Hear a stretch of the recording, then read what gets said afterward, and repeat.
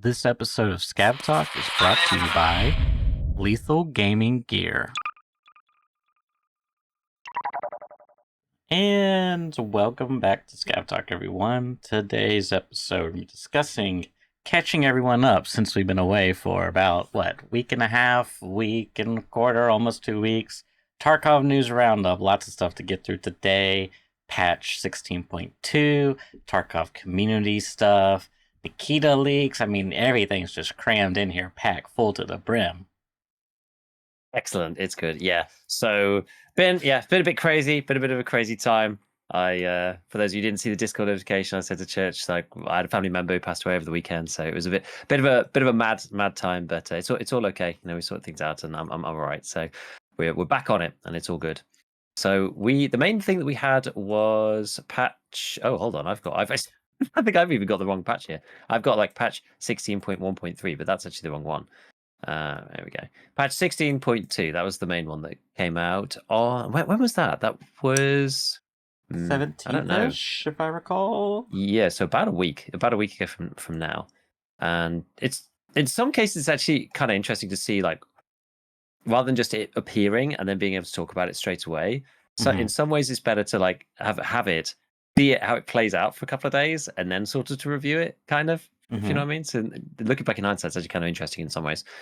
So on this one, we've had in the changes section, we've got optimized performance on customs, optimize the in-raid memory consumption on all locations, and optimize the shadow quality settings for better performance on low-end PCs.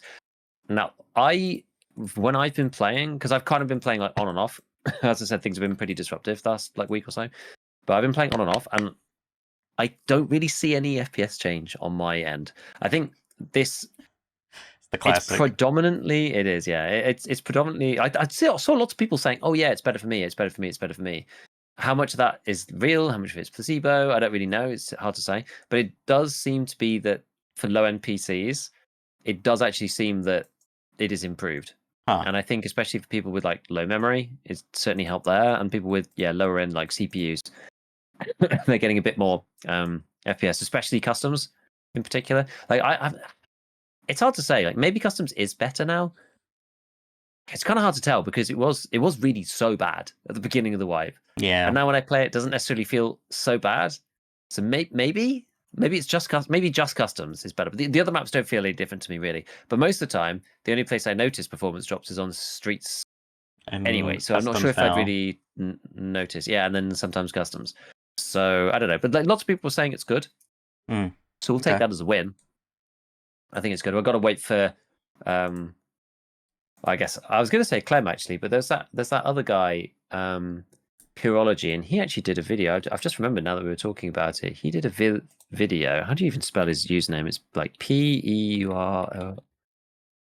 Oh God, I don't even know how you spell it. It's like I mean, it's not Porgy. It's the Rust YouTuber. It's I know you're talking about though. Pyrology. It's like Pyrologie.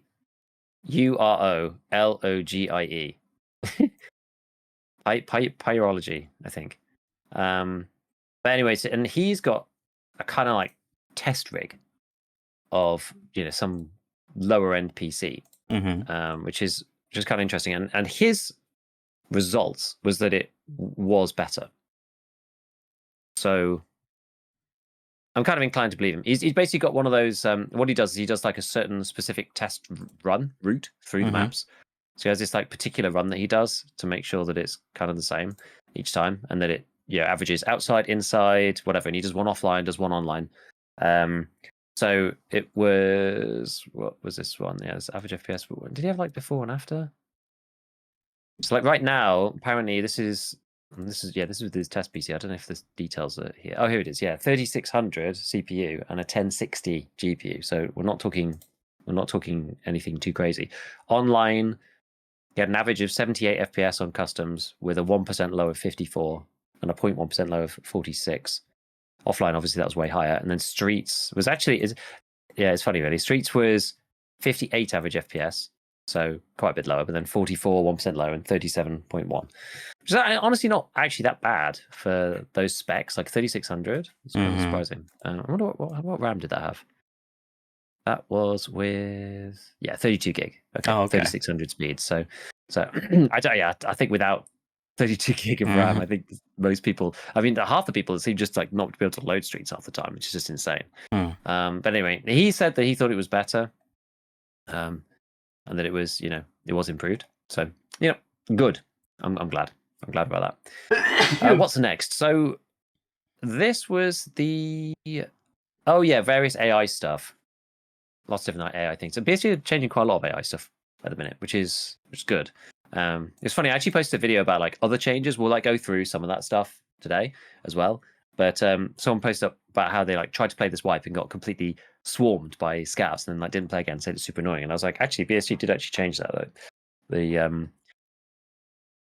a lot of these changes that they've made are like to deal with it being PvE AI that we've talked about a bit. So anyway, let's run from the beginning. So all bosses now have a 30% spawn chance.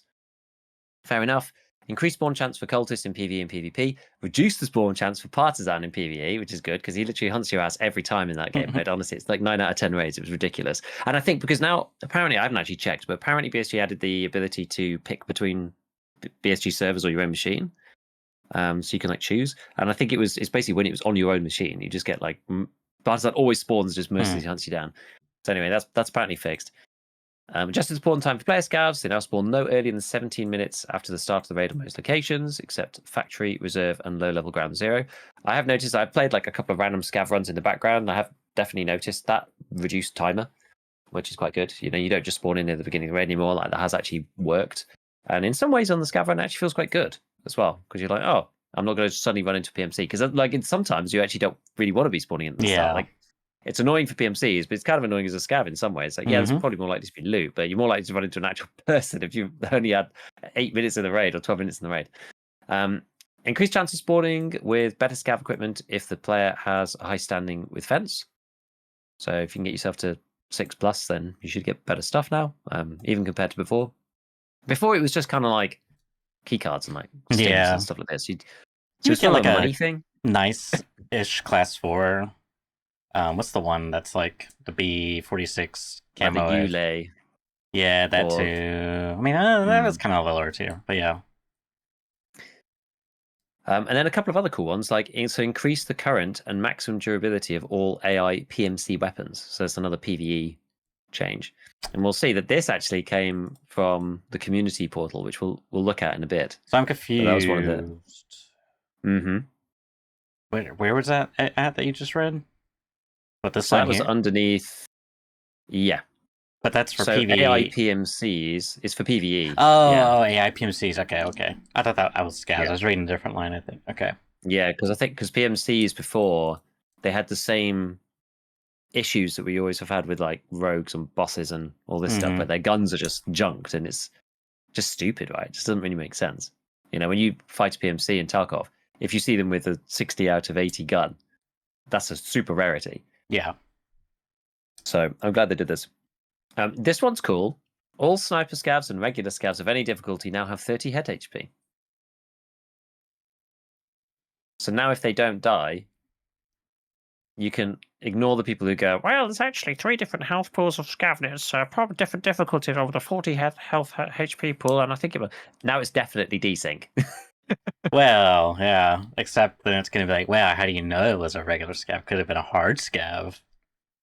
Well, and now they all are. All sniper scavs and regular scavs of any difficulty have 30 HP. Oh, any difficulty. All of them.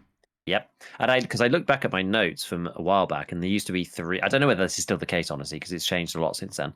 But as of a couple of years ago, there were 3 difficulties of scav, Yes. and only the first one had 35 HP head. The other 2 both had 40, which was really annoying. So now they've all got 30, which is quite good. Yeah. I'm interested to see what happens. Yeah. AI PMCs, raiders, and rogues still have 35 head HP, which leads me into a surprisingly hot take. Whenever I talk about this, it's a surprisingly hot take where I'm like, I think PMCs should have 30 head health. And we've talked about this before. And anytime I post this opinion, I get quite a few people coming out of the woodwork telling me what a terrible idea it is. Or why would I even want to do this? And it seems like it has no impact on anything other than making sure people actually die to a headshot.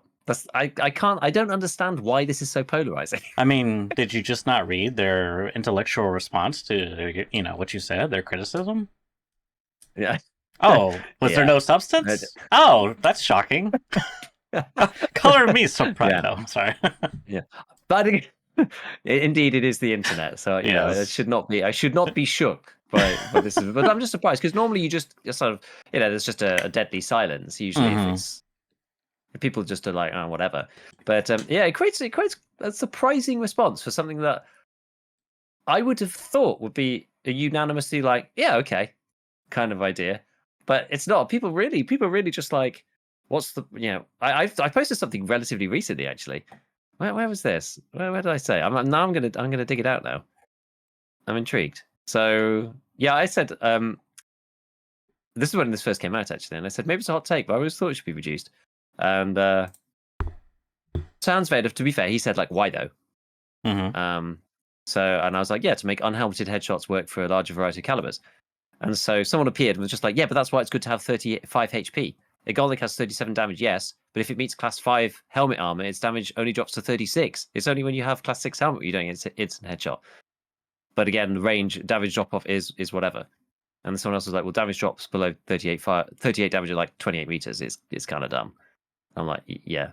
I don't, like what? Why would this be good? It's just I can't think of any situation where it's actually good. It just Yeah, I mean the somebody only tried to argue with me last time I brought this up, where they were just like, "Oh no, because this is going to remove total HP from Mhm. PMCs, and this is going to make leg meta stronger." I'm like, dude, by 5 health? Yeah, well, I mean, I wonder what the actual math would be. So it would have to be like, because what's the lane multiplier again? 0.7. Is it really 0.7? I thought it was even lower. Maybe I'm thinking of No, arms. arms is 0.49. Okay, I'm No. thinking of arms. Yeah. Yeah, but it's like it's so breakpointy that 5 is not going to have Right. any. That's true. That's true. The number of shots is like there might be one ammo in the middle that's got some like weird breakpoint thing that like, oh, it's now one shot less. It just is like it's inconsequential for anything other than just headshots. Oh my God, Skype is driving me insane. It's giving me some type of Why? notification. I don't know, and it's so. Does it want me to react? Oh my! I'm sorry. I'm sorry. Wait, I didn't realize that I, was going to. I What? don't know if that went up on the stream. I don't think so. I'm not sure if that. Oh, that's a shame. God, that's Church so just annoying. filled my screen with like happy smiley faces. Sorry. I can't stand notifications. Like they drive me insane. I have to get rid of them. And this is the second time this thing's like made a noise in the background. I'm just gonna mute. That's hilarious. Oh wait, I can't mute That's Skype because hilarious. I'm gonna mute you. Oh wait, yeah I can. Because you're on See, the best part Discord. about all of this is that Skype's obviously spent a lot of time doing all these notifications and useless stuff that nobody cares It's the about, first time which it's is the ever reason why it's happened. big. Which is the reason why it's being discontinued, and we're gonna have to change our platform to something else. But So annoying. that's an us problem. Whatever. That's an us problem.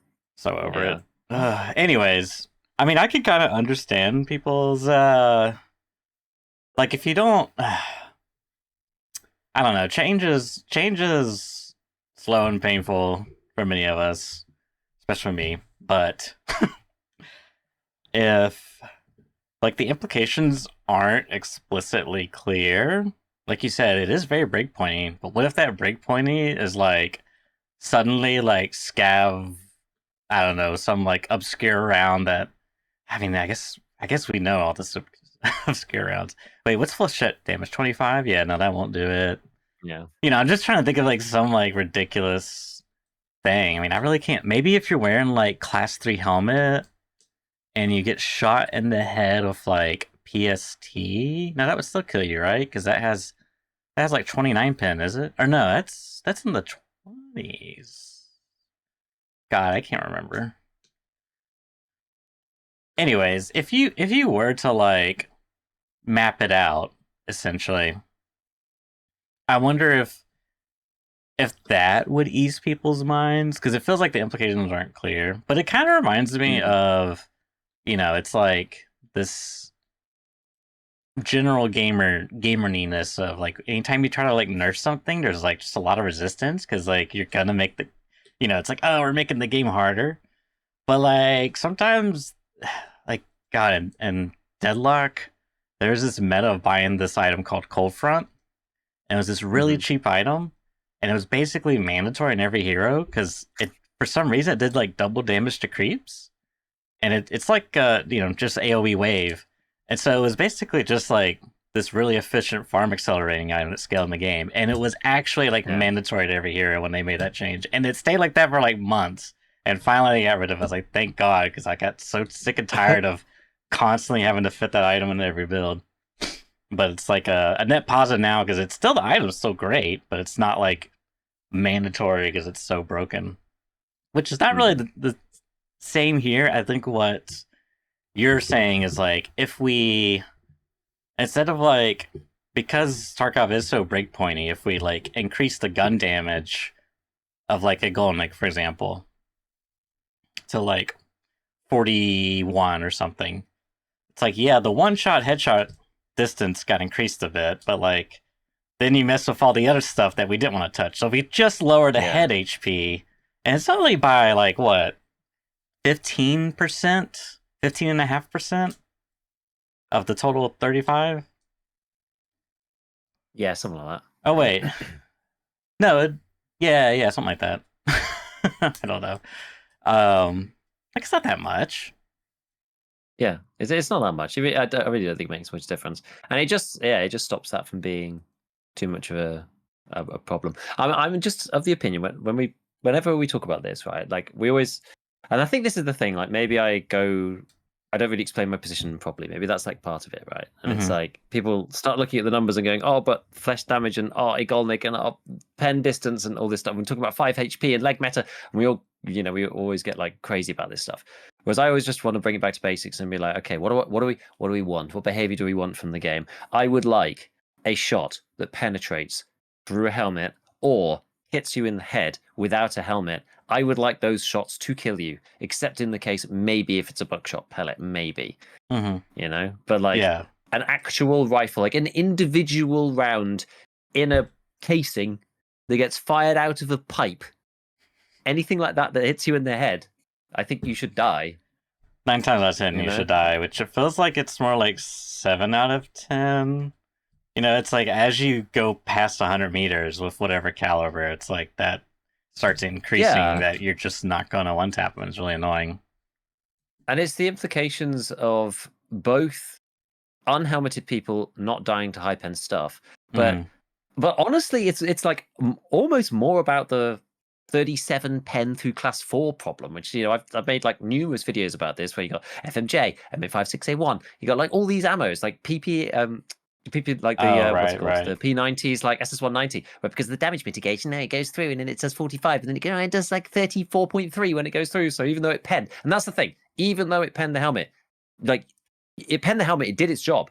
And then because of like the Back in bizarre madness. Tarkov mathematics, it doesn't kill them. Yeah. And I don't like it. I don't like it. Like if you pen the helmet with a rifle grade or submachine gun grade round, I think they should die. And if they're not wearing a helmet and you get hit with one of them as well, I think you should die. That's it. Like at any range, any distance.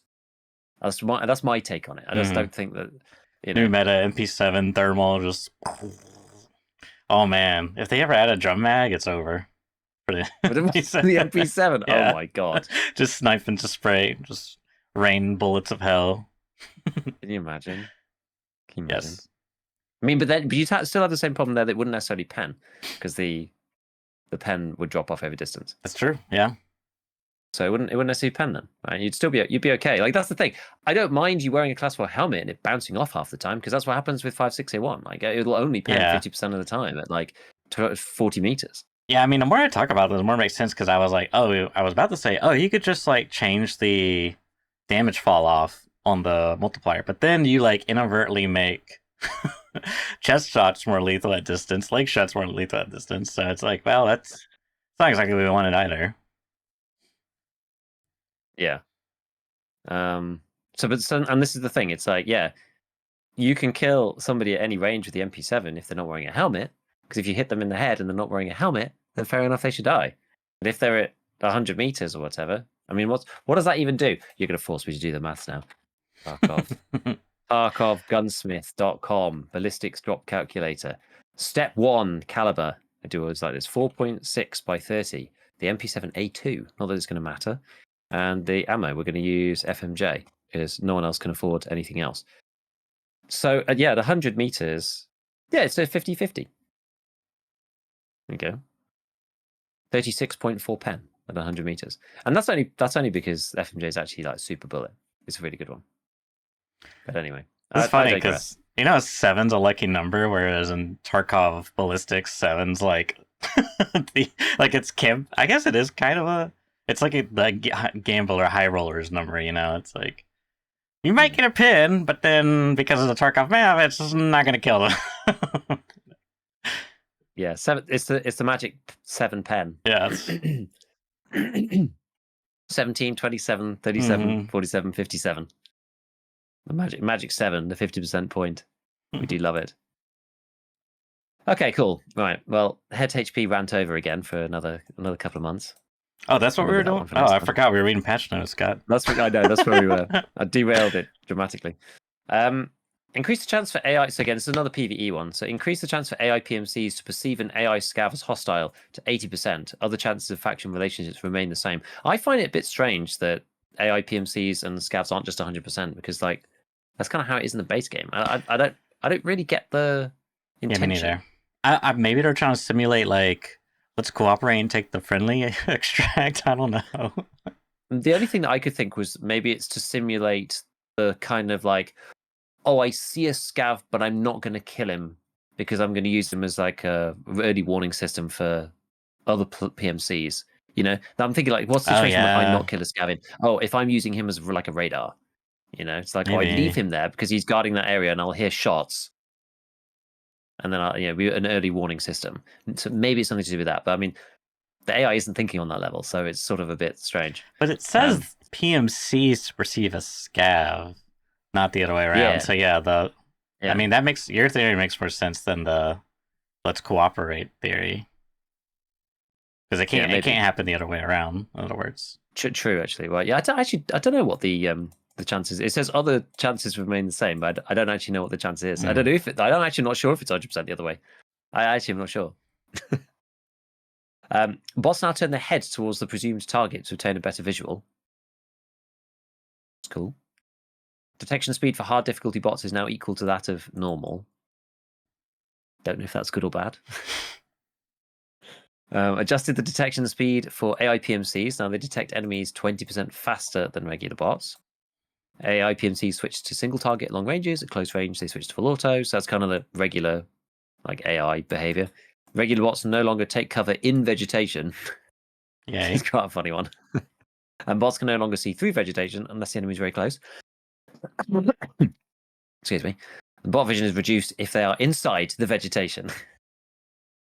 So yeah, just some like behavior fixes. I think bots were like running into cover and then shooting at you when you got like really close, bushwookie style. I mean that sounds quite realistic to me. But anyway, right. So there's like a whole bunch of fixes. I mean, these probably not all necessarily that interesting, but issue a bot with a shotgun or pistol would not take cover if it knows a lot of distance. Bots wouldn't react to noises. Oh, this was funny. I saw this on Sheaf's Twitter just as a clip. An issue where bots would spawn their PMCs at the start of the raid. It actually like spawns into streets at the construction building next to Crashed Crane, and there's like 5 scavs all around him, literally on spawn. And you can see because the countdown's happening. He's just talking to chat, and then you can see he's just like game face, just like having to kill these 5 scavs literally off the bat with them all shooting at him. It's like crazy.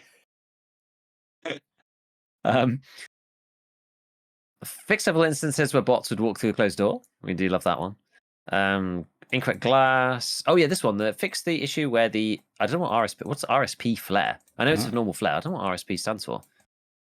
Signal flares. I don't know. I'm not sure what RSP is, but where RSP flare would not glow after being fired. So I was like terrified. So the first time this happened to me was on Woods, and I used the Powerline Passage extract, shot the flare up in the sky, and I was like, chat, it's not there. Like, should we just? I was like, well, I don't have anything that valuable, so I'm just gonna go for it. And I did extract, so I was like, thank God for that, because like, when you fire it off and you look up and it's not there, you're just like, I don't know if I want to go. It's really sketchy, but it did work. Oh, this one's a right godsend, actually. This fixed several issues that caused the main game monitor to be detected incorrectly. Oh, man. Like, this wasn't a problem for a while, and then it came back. And Yeah, I don't that know one. what That's the another deal one is. that's like round. It just comes around every so often. Yeah.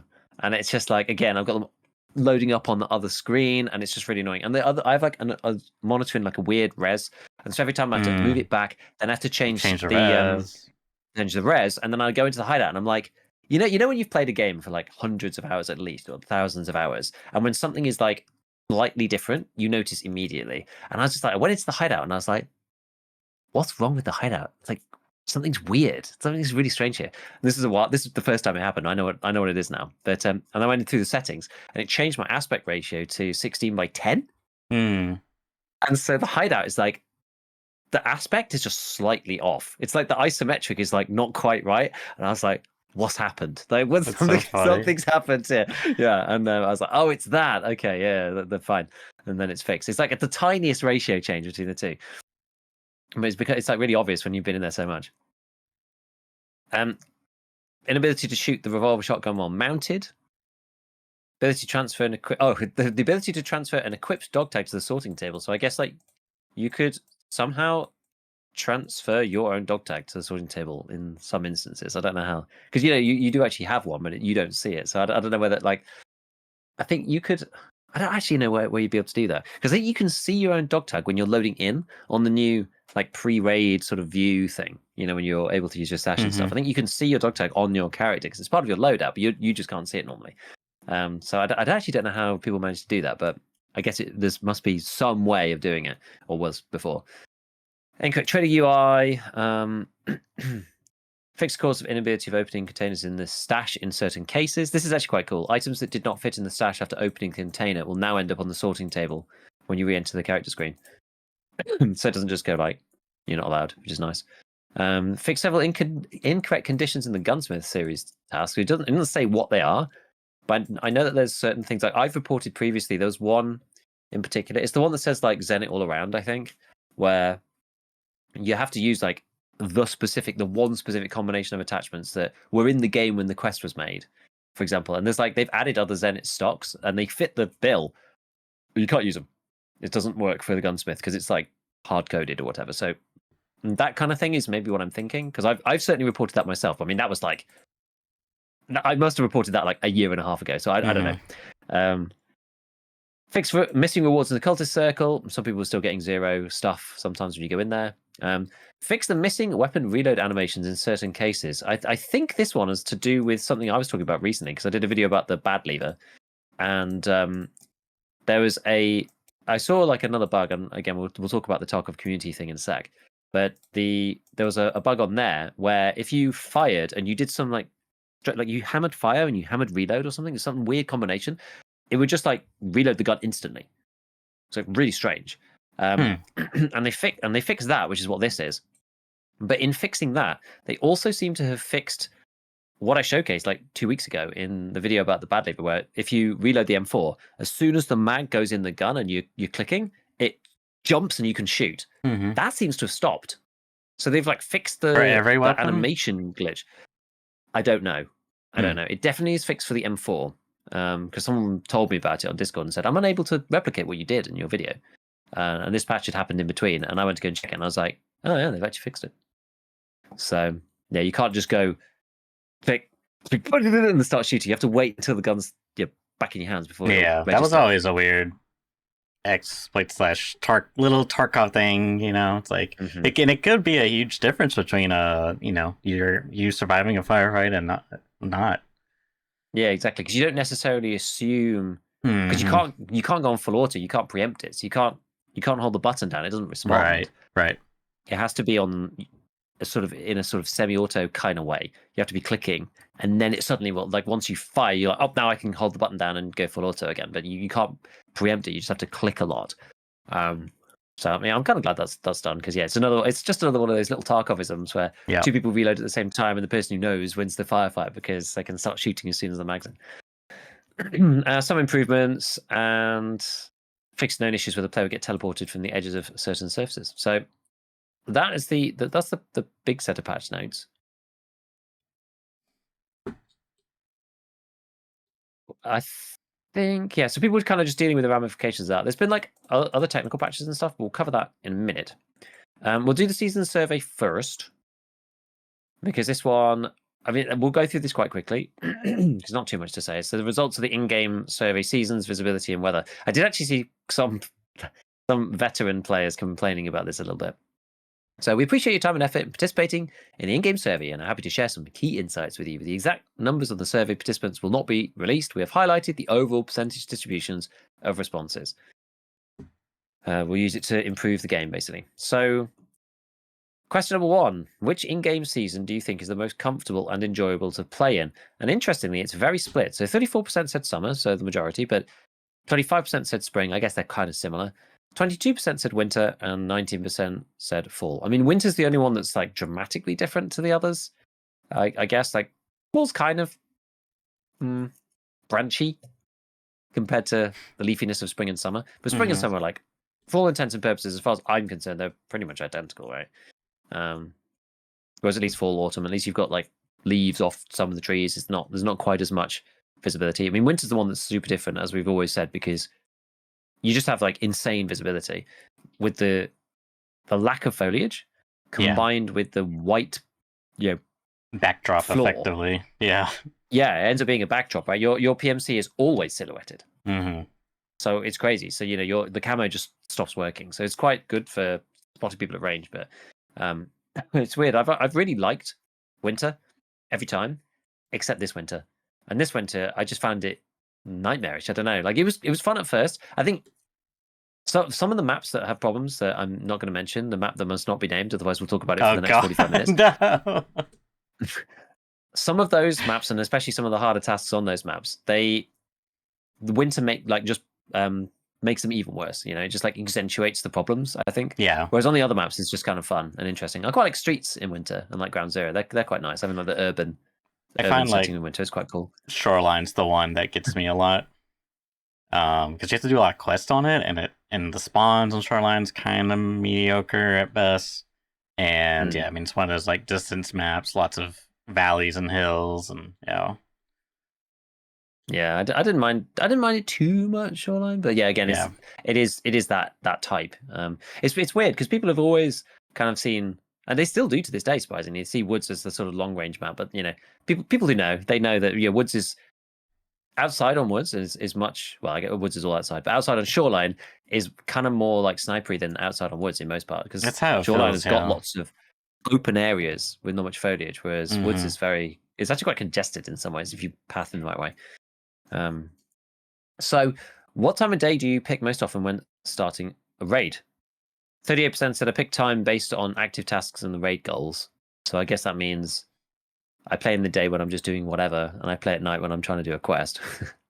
20% afternoon, 21% morning, 8% explicitly night, and 5% evening. Finally, I find that one, evening is not surprising because it's like annoying because it starts off light and then goes dark. Everybody hates that because it's like, do I bring nods? Do I not? It's just confusing and painful. Only 8% of people playing nighttime most often. I feel like I see them represented more. Maybe they're just more vocal. I see them more represented in chats being like, oh no, I always play night. I thought it'd be more people, actually. I guess they're sort of bundled in the I pick the time based on active tasks grouping, I guess. But some people seem to really love night. But I think maybe it's also because it's not necessarily the norm. So, I mean, I picked morning for this because it just sort of makes sure that you're always going to be, in daylight or whatever. I'll pick 7 a.m. if I can, like 8 a.m. kind of thing. But afternoon is also fine. Question 3: would you like the in-game weather seasons to change more often? 43% said it was fine. 40% said yes, I'd like to change more often. 17% said no. So either the same or a bit quicker. It doesn't really matter. So then there's some other lists, like the key results bit. So performance, it's hard to know, right? Some people said that it didn't matter. Some people said it did matter. It was like 13% who had like a significant impact on performance, which degrades gameplay. I mean, I don't know whether it actually does or not. I'm not sure if there's specific situations in which it does, or whether these people just don't know. I'm not sure. I actually don't know. I genuinely don't know if it's the case or not, because I've not tested it. It's kind of interesting, the wide range of responses, but I suppose that shouldn't surprise me given Tarkov's ability to perform wildly differently on seemingly very similar hardware. Annoying weather conditions. 40% finds fog the most annoying factor, almost certainly, because you have to do long range stuff and then it's foggy and you can't do it. 30% inconvenienced by rain. 80% are satisfied. I love this. 6.93% mention clear weather to be an annoying factor. It's people who are clearly just like memeing on the. I mean, I guess like if it's clear, it means you're going to get sniped, maybe. Maybe, but yeah, So I'm kind maybe of there's with you like on a that small one. number of people that don't want to do it. But yeah, I think it's mostly a joke answer. And some people don't like overcast. I can understand why some people wouldn't like it to be overcast because like I think it's a bit better now that they've changed the way that the like distance fog works a bit. Because back in the day that used to be really bad, wasn't it? Right? So you could hardly make people out of range when the sun was in. I do think it's a lot better now than it used to be. It's probably why this number is so small. So rain balance. 36% think rain is so loud it interferes with the game. 30% think that it's louder than preferred but doesn't interfere, and 33% think it's fine. I definitely saw some tweets from people just being like, anybody who thinks that the rain volume is right, like the right amount, is out of their mind. A lot of people conflating kind of the opinion on rain with how much you play. And I actually sort of agree with that because I think the people who play a ton get really annoyed by the rain and how loud it is. Because if you don't play that much, like, okay, it's raining, whatever, it's not that big of a deal. And I'm sort of like that because I'm quite low hours, right, for a streamer. So I think there's definitely something to that. Extreme weather conditions. 52% believe it would make the game more atmospheric to have extreme weather conditions, which is one of the most resounding answers we've had. So are we going to see more storms coming to Tarkov soon? More snowstorms, thunderstorms, crazy weather, big wind? I find that interesting because that's like contrary to the most annoying weather conditions. I guess Kind of, there yeah. isn't that many options, but I don't know. Yeah. It's strange, isn't it? Yeah. I'm not sure what you could incorporate that wouldn't be like realism breaking, because I know a lot of people care about that. I don't know how much BSG cares about that. But you could do like a dust storm. You could do like a radioactive dust storm. You could do, I guess like a hurricane, like a severe foggy thunderstorm. Like just crank the rain volume up by like 10 decibels, and the trees, winds are just like going crazy. I don't think what else you could do. That would be like you could do hail. Maybe your PMC takes damage and they're outside, like golf balls going to ow, ow. Get the Woods Mountain to like erupt like a volcano. Oh my god, it would be crazy. Can you imagine? Just clouds coming down. That would be actually pretty sick. Yeah, I was gonna say that would be like an insane event. I would have to like boot up Tarkov and see that for myself. That'd be fun. That would be fun. But yeah, no, people support the idea. They think it's good. There's only a small number of people that don't like it or don't really want it. So maybe we'll get more extreme weather. I mean, we've had it on different events, right? We've had like the super frost where you get like frostbite, and that was kind of cool. I don't know if have we had like big storms. We've definitely had it at some point. Can't remember when. I mean, the only one windy and stormy, is it? I was gonna say the only one I could kind of think of. Oh, flash flooding. That's a good idea. I'd love that. Like gimmick. You take a map, and then it's like a classic map, like Dust 2, and then you like flood it a little bit. It's like it changes the routes. Yeah. That would be cool, actually.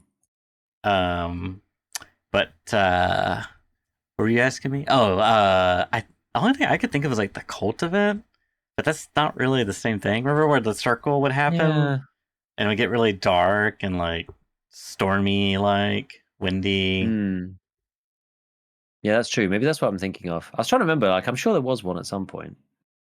But solar eclipse. Yeah, that's kind of another one. Yeah, Aurora Borealis. Okay, where were we? So yeah, 50% of people want to be able to select seasons in PvE. Cool. In-raid weather change rate, smoother transitions, or current weather people think is probably okay. Some people like fast weather. Some people think that it should remain the same. I think people were just saying like smooth. I don't think the different weather states are that like not smooth though.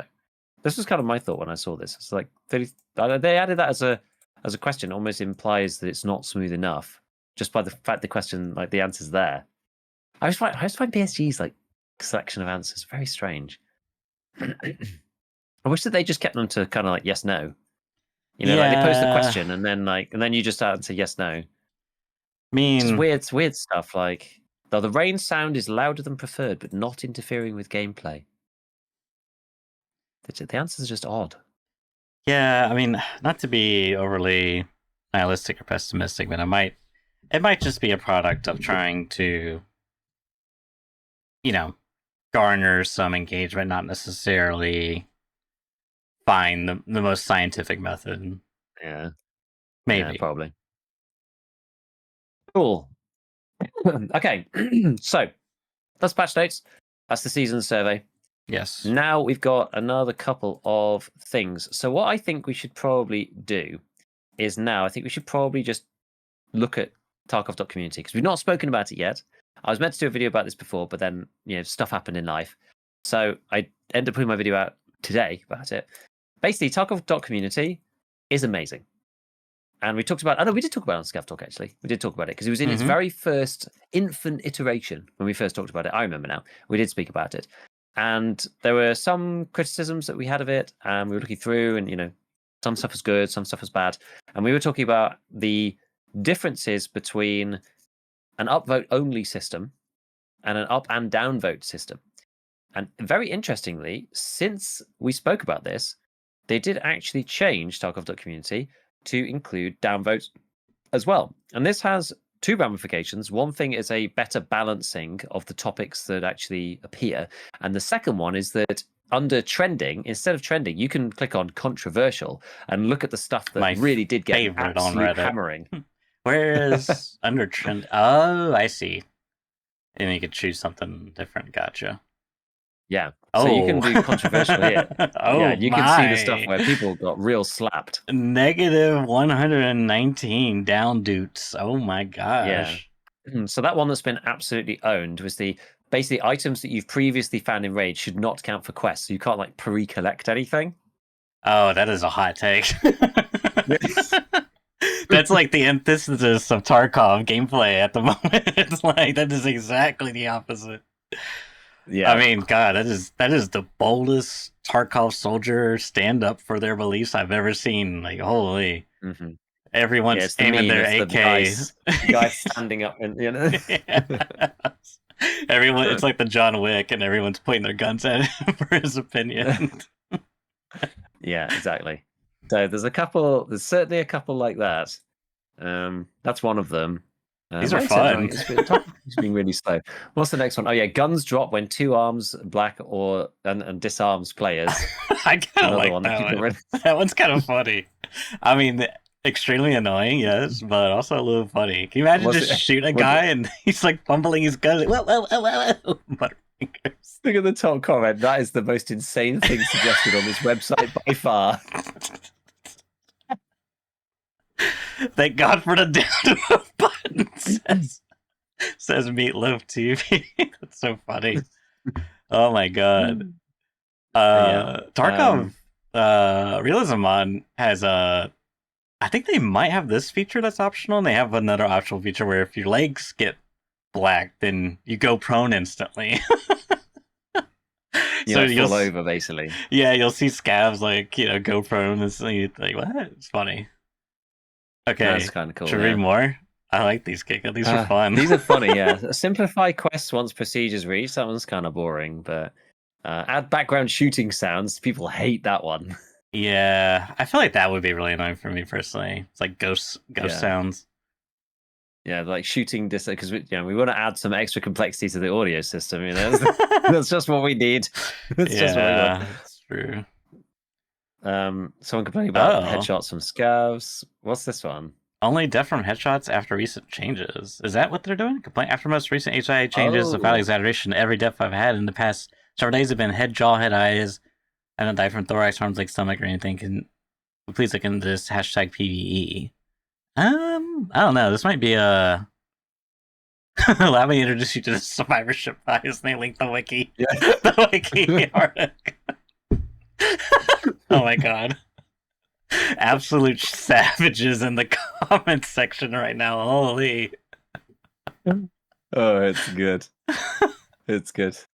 Oh, there's about the Black Arms one. There's a great comment in chat here that's saying, like, you know how many gunfights would result in both people dropping their That weapons. would be so funny, though. Can you imagine? You imagine you're both like calling to them, like trying to get the gun back. Okay. You pick it up, and the other guy picks it up, and then he shoots your other arm, so you drop it again. It's like, oh, come on! Insane. Absolutely insane. Yeah. So I mean, okay. So anyway, that's the controversial ones. Yes. There's a whole bunch of those ones.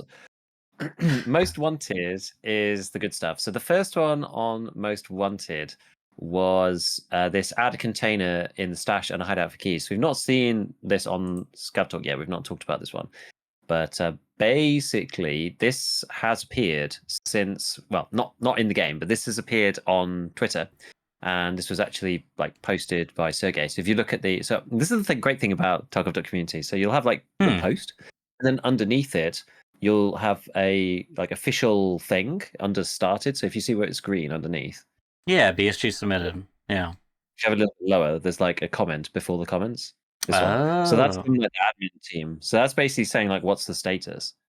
So that then links to the tweet with Sergey's post with the case actually there. Yeah, And so this is, I think this is one of the emissary teams. So for for people who haven't been following this, it's basically an emissary team driven kind of board of suggestions and topics and whatnot. But I like it because it's a lot more permanent than like Reddit and stuff like that. They're just like, they cycle constantly. So this stuff will basically stay up there until it's finished, or like BSG say we're not going to do it. I think, which is kind of cool. So yeah, they're going to add this key container at some point just for the stash. And I mean, I don't know how big it's going to be. Like Kran said, that it should have tabs. There's a couple of people saying there should be a slot for every key in the game. You know, stuff like this. Like I don't think if it's a stash only thing, I don't think it's a problem if it's huge. Because it's only for keys and you can't take it into raid. So you earn it. I don't know how you get it. It's just a really nice quality of life thing. Yeah, do a quest or whatever it is, and that's that.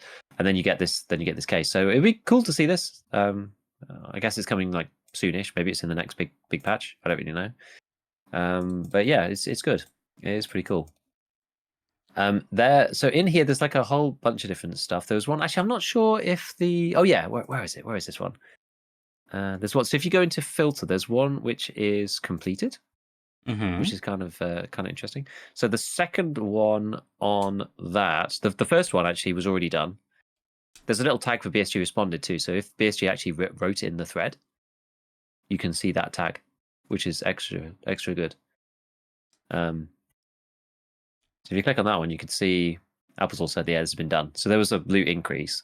I actually couldn't find it. I was looking for this and I couldn't find it. It says the 20th of March, so that might just be maybe they pulled this from like a Discord, conversation. I felt like I saw Logical post it, but I can't find the post now. I don't really know, but I definitely saw it, so I know that this did happen. And so I don't think it's a massive buff, but anyway, it's interesting because it was on here. And then the second one in the list was the one I wanted to talk about, which was this paracord in the special slot. So this came up on this board, and then they did it. Like it's great. I really like Tarkov community. It's so good. The fact that BSG are actually, I don't know, backing it or like invested in it or involved in it or whatever you want to call it, it's just a great way of. It's honestly the tool that we've had for that we could have or should have had for ages. I think we've like finally stumbled upon the perfect solution for reporting stuff. It's like all of the community's little gripes. Like I was reading some of the ones on there. Yeah, add a downvote option to Tarkov community, and then they did it, right? So like on this page, I was reading through some of them, and it's like, again, it's one of those things where when you see it, you go like, oh yeah, that they should do that. But when somebody says like, oh, what should they fix with Tarkov? Off the top of your head, you don't remember.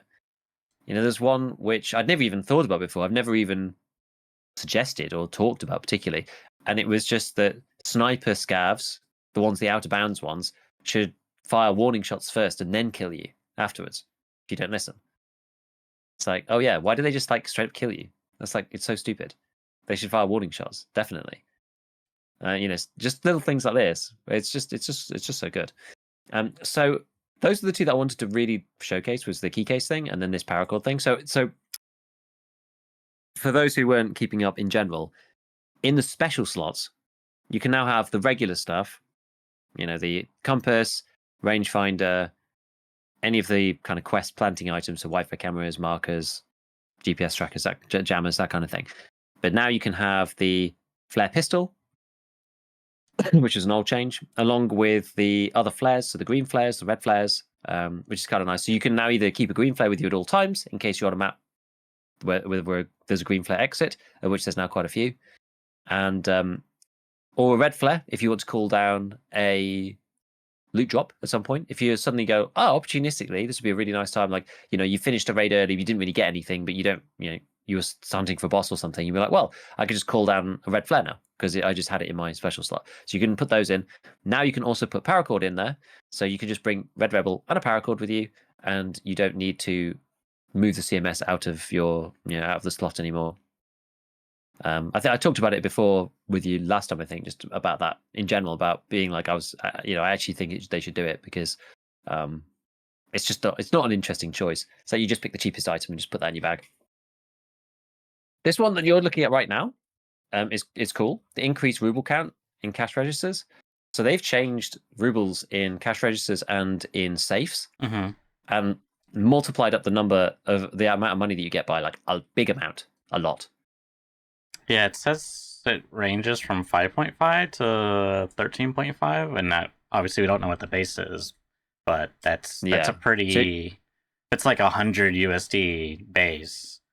1,300. I mean that's an insane amount of USD, right? So it can't be 100 USD base, but it's got to be more than one. It can't be one. It's probably not 10. I don't know what the base is. Yeah, but have a click on Hyperrat's tweet that was in that link. So this is Hyper looting all the Goshan registers. All the registers. Wow, yeah. And if you go down to the next comment, let's see. This one. Yeah. So that's like all fan in raid, plus more registers. Probably like 1.3 mil if you looted all of them. That's which is kind of crazy. Yeah. It's like definitely kind of I don't mind. Like if you got all the keys and you loot them all, whatever, right? I mean, that is a big risk going there and unlocking I've always kind of felt that the cash register thing was like, it was a shame that it was like you open it and like if there's one slot in there, isn't it 1 out of 2 or a 2x1? I think so. And yeah, I mean it would be like 400 rubles. Like, oh okay, I guess I'll go fuck myself now. So we got chatter Ambitious Kyle saying Landmark apparently pulled 230k from Tarbank safe and registers in one raid. So it's now like worth it to go hit them, which is good. If it's too far the other way, then we'll see. But I mean, it just adds to your kind of like loot. I guess the thing about cash is it's like free, right? Because you just put it in your docs case. That's the only downside that I would say. But you do still have to like loot something, I guess. Yeah, you have to go do it. Maybe take a key with you. You're invulnerable. You're vulnerable while you're doing it. So like, there's a little something, I guess. Yeah, exactly.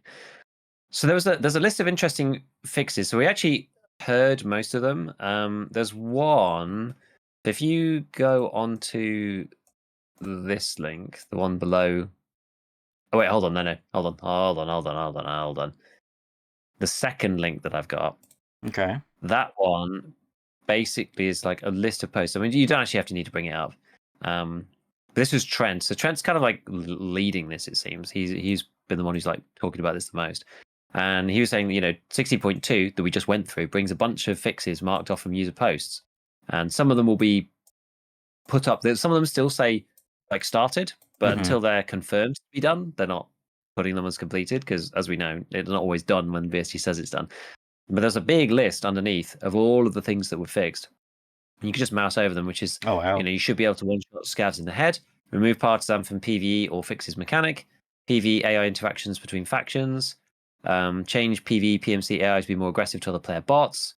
You're able to instantly reload your gun using this bug. That was the one I was talking about before. So you can just reload it by spamming. You've got improve AI movement, scavs phasing through doors. Monitor names should not randomly be swapped. Cultist circle bug gives nothing, and improved performance, FPS, and stutters. And like all of those things came to patch 16.2. Like it's awesome. It's awesome. Yeah, it's really weird. It's very hard to tell. It's When you like see this, lagging. like lags for a second, and then it's very weird. The reload bug. But yeah, Anyways, loads of it's these fixed things now. have all come through from Tarkov community. So like if there's anything else, go and put a post up there. Like the emissary team are looking at it like manually. So if it's a duplicate, they'll merge it into another one, or if it's new, then they'll tag it up, and then people can vote on it if it's new. So there's like loads of fixes that are coming through because of this. It's really good. Now there's one in particular that I thought was cool, and it was one of the notes from BSG, and this is on the third link. And this is one that was on scav spawning old gas. So somebody complained about there's one particular task called Right to Passage. It's the one we have to kill scavs at old gas and new gas, and they just weren't scavs in the recent updates at old gas. And so they said in progress on March 17th, and then they said added more bots in that zone, but they can still go looking for loot, so they might not always be there. We're preparing a system where they will stay there longer if there is a quest. That's pretty cool. Which kind of has more broad implications for all quests, things like Long Road or the Chalets one or whatever. It's like, if there's a PMC with a quest there, again, it's like, it's not immersion breaking. Who cares? It just allows you to actually like finish the damn quest. So having having some way of, the scavs sort of populate or move in a way that responds to quests that PMCs actually have, that's quite a nice thing. It would also help for that other notorious one, the one in reserve. What's that one called? I can't remember. The one where you have to kill scavs in one of the pawn buildings. You basically have to take like a scav gun and shoot it in the air and try and lure them in. Something cleaning. Pest cleaning? It's really annoying. Yeah. Pest. Is it pest control? Pest control. No, is that something else? That's interchange. I can't remember. It's one of those annoying ones. Yeah. So we'll see. There's also maybe few and far between, but I feel like there's some quests where it's like you gotta kill scavs, but like player scavs don't really go there. So if there's no like AI scavs, then it's like kind of hard to do that. Yeah, the bunkers one on reserve's a bit like that too sometimes. Yeah, but yeah. Yeah. Yeah, that's actually a good point. Yeah, chat's making some good points here. Diego this time saying it makes sense. They ask you to kill them because they're there, so you should expect them to be there. Yeah. That actually makes more sense. In my head, I was kind of like, oh, it's like they're just responding, whatever. But it's like, oh no, you've picked up the quest to kill. Like in the lore, you picked up a quest to kill them because they're like annoying. Yeah. So there should be more scavs there if you have the quest because that's like they've asked you to go do the thing. That actually makes 100% sense now. Okay, I didn't think about it like that first. I was too like in the weeds. I think thinking about it from the other angle of like, oh, the scavs are sort of adapting to the PMC quest. Why? Just from a game design perspective, as opposed to being. I mean, from actually that makes sense, but yeah, I mean, from it's just like less. I don't know what's the word. It's like just a quality of life thing. Like I don't know. I mean, it's like why shouldn't they? You know what I mean? It's like if you got a mission to go go land on planet Mars and exterminate the Terminids. Expected to be Terminids there, like obviously code them in the game. It's like, it would just be weird for them to like not be there. True. I mean, that's like a very extreme example, but yeah. So yeah, I really like this site. It's really, really good. They've made updates to it. They've got all these new tags on it. They've got submitted to BSG, top up voted by category, which are sent to BSG to comment on. BSG responded, posts which are completed, started, or planned, or in some way have a BSG response. BSG completed, suggestions which are completed by BSG. It's just super good. I really like it. It's like the perfect format. It's so good for it. And we're seeing results. That's the thing that's making me happy, right? There's no point. This site could be the best thing ever and be totally useless because BSG don't care. But like BSG bought into it. It's an emissary thing. They're posting on it. Nikita's retweeted it. Like they're in on this thing, and we're seeing like a ton of quality of life and stuff coming. And it's stuff that BSG may not necessarily be like focused on normally. But then when they see it being like hugely upvoted in the community, and people are like, "We'd like this," and it's easy for them, they can get like easy community wins from this stuff. So it's cool. It's cool. So elsewhere in the Tarkov community, we'll just whip through some other bits and pieces. Pestily been doing Kappa speedrun. I always think it's interesting to see how fast people can actually do this. So Pestily got Kappa done in 4 days and 10 hours and 54 minutes and 15 seconds. And what actually it would have been a lot quicker, apparently. I know, look how many tasks there are. It would have been a lot faster, but I think the last thing that they got stuck on was gunsmith because of the time gating. And there was one other task as well. I don't remember what it was now. He wrote a post basically being like, "We're done." Here it was. This is the previous day. So it was day 4 complete, 256 out of 258 tasks completed. We finished all possible tasks at 3 days, 20 hours. And now we just need to wait for the last time gate of Gunsmith 22 to hand in Gunsmith 22 and collector. We've made the gun and we have all the collector items. If there were no time gates, we'd be finished. So they had to basically wait like that full day, I suppose. Yeah. It's a whole day, right? Yeah. It's like so they have to sit 23 hours. 10 hours. Yeah. Some weird number like that. So he said, without the time gates, we'd have smashed our previous record by about 14 hours. So they were effectively done 4 days in, like just under 4 days. Mm. So, I mean, yeah, what is that? 24, it was 3, plus another 20. So 92 hours. It's technically possible to complete Kappa in 92 hours of game time. I mean, I think they did it. I didn't actually watch any of it. I've somehow this sort of passed me by, like on stream and stuff. But yeah, they probably have like a big squad with them or whatever, I imagine. I think they're like a bunch of people helping them through stuff and whatnot as well. But it is crazy to get through all of that stuff. It's just it's insane. It's insane. Yeah, I think it was quite interesting because I think somebody, when I looked at that one, somebody had posted something about Shooterborn. Yeah, he's saying like, how are you doing Shooterborn that quickly? Are you choosing Quest with friends? And he was like, Shooterborn isn't really that difficult. To get them done faster on some maps, we use flash rounds in a KS-23 and blind people for the easy kill. But ultimately, bolty kills are generally quite easy because of no range. Yeah. So he's like, it's not actually that hard. I think it's one of those things where like, if you just grinded it, yeah, we'll just finish it. I'm just like allergic to Shooterborn in heaven at this point. But to be fair, Pesty's always been quite good with a bolty. Because he uses them quite a lot, just like messing around. So it depends what kind of game you are. So that was Pest's Kappa speedrun. So that's a big achievement. Then Friendly Guy's got another like crazy marathon-esque achievement. I don't know how long this has taken. I think he does actually show it in the video.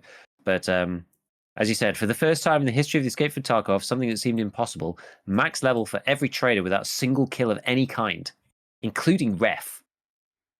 By the way. So I think he had... Oh, yeah, it is actually here. So he's got 443 PMC raids. And then... How many scav raids? Just whatever the difference is there. Scav raids, 324 with no kills. And then he has Arena as well.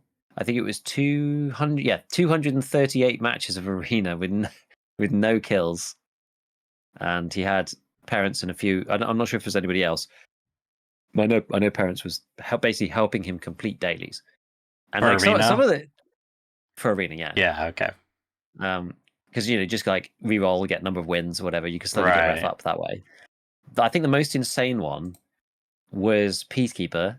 So Friendly Guy has got 0.61 Peacekeeper rep through re-rolling dailies. Yeah, I was going to say, some of these surely just had to like grind dailies, like re-rolls and such. Peacekeeper is the most impressive one. He has 0.61 Peacekeeper rep and Peacekeeper 4. And he has not done a single Peacekeeper quest. Oh, wow. Because you can't complete Friend from the West. Oh yeah, of course, yeah, because you got to turn in dog tags. So you can't get him at all. You can't get any of his quests. So literally, oh no, you have to whole kill thing with daily PMCs rerolls and turn in dog tags. That's right. Yeah. So he did all with weeklies and dailies. So, wait. Oh, but that still levels up Peacekeeper because you get rep. Yeah, so he's level 4 Peacekeeper without any. That's crazy. Yeah. Without any without doing any quests at all. Well, yeah, any traditional quests, I guess. I don't know. Yeah, any traditional quests, exactly. It's insane. It is actually insane. I don't know how long this has taken him. Forever. is like Yeah. is the reality. I mean, 200 and whatever it was, the arena matches, 767 raids between PMC and Scav. That's so many to not kill anyone and do it on a challenge. I mean, it's cool. It is super cool. Props to him, right? This is like the ultimate challenge for Friendly Guy, right? He's the ultimate like 0 kills person. Mm-hmm. It's just absolutely mental. Absolutely mental. So yeah, big props to him for finishing that. It's definitely a first. I doubt anyone will ever do it again. It's bonkers that it's even possible though. Enough persistence, you too can achieve greatness. Exactly. Right. Well, that's all of my like main topics. So I pass the baton over to you, Church. What have we got? What have we got up on your side of the grid? I mean, not much really. The only thing I saw Tarkov related that I thought was pretty cool. I'm glad you took note of this because I totally forgot. But some Rust developers, I mean not Rust developer, some Rust modder, let's say, makes someone who makes community related maps has went and gone in and recreated all the Tarkov maps into a Rust world, which is pretty cool because there's been a couple like Tarkov Rust crossovers within the Rust. There was like one that few people were playing, like I saw Aqua playing it, and it was like had like a hub world, and then you had like a stash in the hub world, and then you go through a portal, and then you pick a map, and then boom, you're on customs. It looks like customs and great and everything. It's got like the Rust assets, but like here, this is like kind of different and very impressive because it's like a fully fledged Tarkov world realized in the Rust world in UI and game and everything. Like, it's just kind of crazy because now it's like you can actually literally walk from customs to reserve. And it's like kind of nutty. Like I really want to try this now. I forgot about this, but yeah, and it It'd be looks so cool. very impressive too. Like they went like it seems like they got immense amount of detail in a lot of these areas. I think like some of it is still like I think interchange might be still in progress. Like it's not done. I know it's playable. Like I think it's like still in testing phase, but eventually once they get all the maps, like this is because Rust maps can get very huge. I mean, they're like the size of DayZ maps, for example. So Right. yeah, I mean, if you just have like I mean, it's gonna be like Rust gameplay presumably, but I don't know how it's gonna work with like base building and hideouts and whatnot. But yeah, what would that even mean? This is the thing I wanted to ask you because like you're the know. one who's played Rust a lot more than me, and I only know a bit about Rust from what you told me and like seeing stuff. I'm never really played the game myself. It's like, what is that like? What's the implication for playing Rust on a map like this? Like, how would that even work? Yeah, I don't really know what they're going for because like you could like farm trees, right, and then like take the wood and then go and build. I mean, you can't build.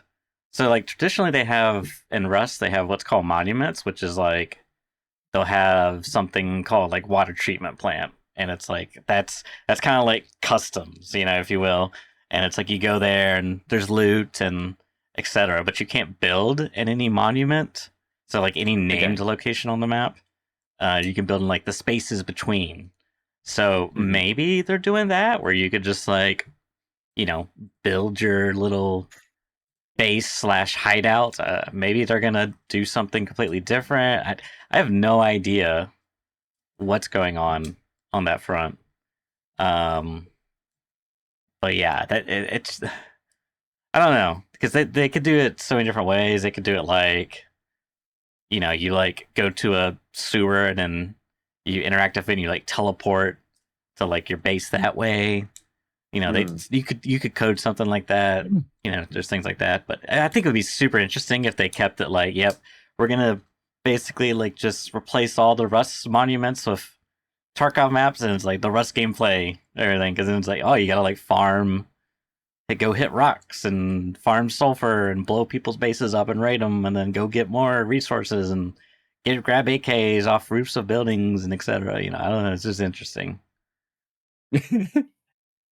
And it's a cool base because I think, well, Are these things sort of like open? Like, can anybody, once somebody's built a map like this, can anybody just like use it and like make other mods with it? Is that kind of how that works? Or I mean, I don't know the exact details, but yeah, maybe.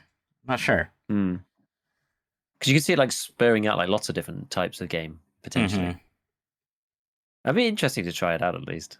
Yeah, I'm intrigued. I mean, it's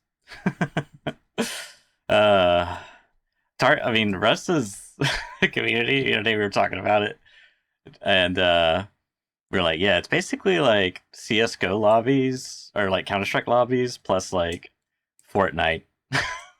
Like you just get like horrible people online and like children is like the two primary users. Like there's always some like drunk, angry Russian guy screaming, probably profanity and slurs, and then there's always like some 5-year-olds like, "Hey, Fenway, can you help build? Do you have any resources for me, Fenway?" Yeah, there's pros and cons having these kind of community games, isn't it? So the beauty of Tarkov, you just don't really get that. A bit of VoIP shit talking through open mic, and that's about it. After that, they're gone forever. The interaction. Oh man, it's funny. Yeah, I don't know. I'm intrigued. It's like one of those things. And Rust has always intrigued me as a game where I'm like, oh, it's that kind of good. And like anytime I sort of start getting interested in it, most people are just like, don't do it. Yeah. Like, no, just don't do it. Like those types of games like Rust, DayZ, we're playing one now, V Rising, like these like survival games are like really grindy in terms of like farming and such, and like losing progression, gaining progression. I mean, there's just such a time commitment. Just like, and that's why you get like angry people on the internet and like children because they have like the most time to like sink into these things, So yeah, I mean it's one of those things where they're like fun to experience, but like it's just like there's no way like it's the game asks so much from you, and like I guess you can get whatever you want out of it, so you can put in as much as you want or as little as you want, I guess, but there is a lot to experience and do, so it's like it's super like satisfying to climb the rungs of progression within these games, but there's just like so much grinding, like so much. Oh, sorry guys, I can't use the bathroom. I gotta go and farm more trees. Otherwise, I've got to keep the fire up to keep the burning the furnaces so we can get the sulfur so we can build the base so we can use that to blow up the enemy base. It's just like one thing leads to is just you just can't take a break. Actually, you know what? I played V Rising the other day. We're playing. One of our friends bought a server, like a private server for us. Okay. And we're just doing PvE, and we changed some modifiers like speed up progression, so that way we're not like stuck in tier 1 zone after a day of playing. So like over the weekend.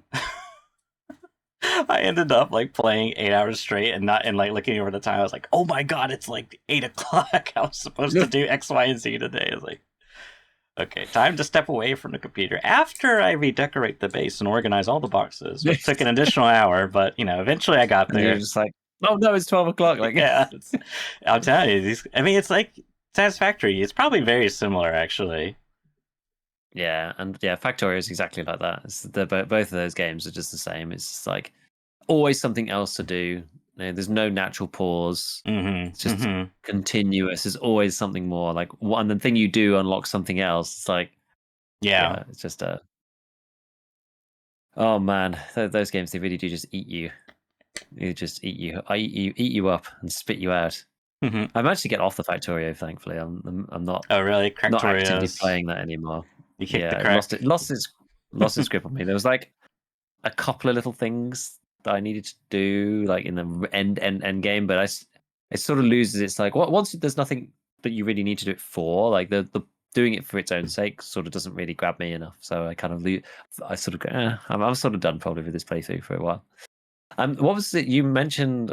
I can see it on the thing about Q2 2025.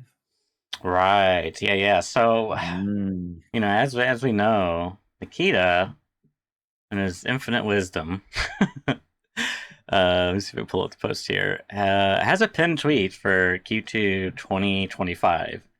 And because I don't remember what, I was like thinking about this. I was like, when is, like, are we in quarter 2? So I went and like Google it, and Google spit back like Q2 starts in April and ends in like June, I think. So like, technically speaking, next couple of days we're gonna be starting Q2 here. So I don't know what that necessarily means or entails, but A week and a day. I'm It'll sure it's gonna technically be, Q2. yeah. Yeah, I'm sure it's gonna be closer towards like the end of Q2, but whatever this Q2 2025 represents, we should be seeing that possibly, expectedly in the like within like 3 to 4 months. For being generous here. All I'm saying is that on the 1st of April, Nikita has the opportunity to do the funniest thing. My God, you monster! How dare you even give him the fuel for that idea? Oh my! So anything could happen. Literally anything could happen.